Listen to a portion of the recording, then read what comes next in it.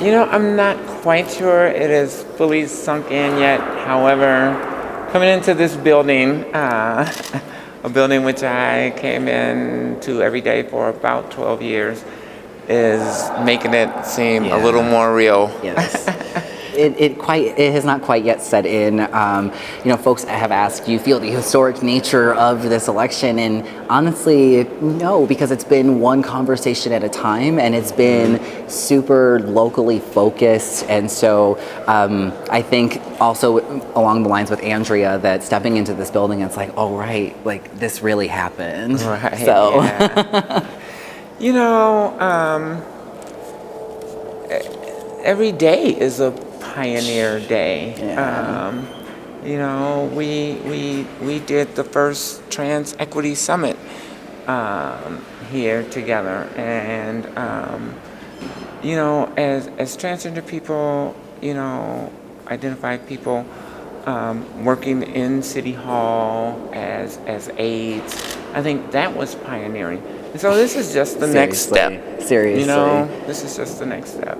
In my race, it was there. I would say that in my race overall, people were overwhelmingly supportive, and particularly around the diversity that I was bringing to the table. Very unexpected people when they found out that I was trans and I'm also Black and queer. When they found that out, and then they saw my husband, who is also trans, they were like, "That's who I want to represent my neighborhood. That's who I want to be the face of my neighborhood." And so that's the kind of experiences that I've had. There's been negativity and ugliness, but the goodness has far outweighed it. So.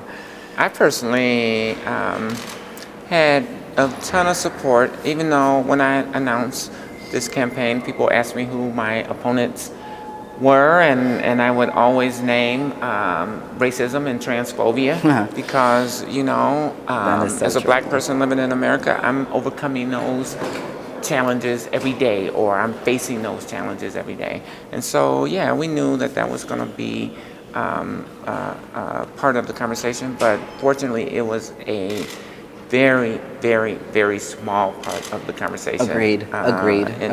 In my situation, and it's been beautiful. It's been a beautiful experience.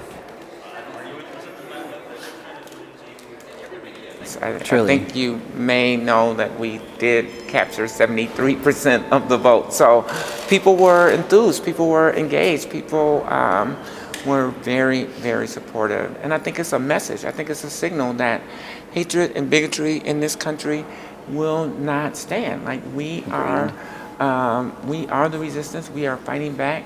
We are standing up for justice, for fairness, for equity, for all people.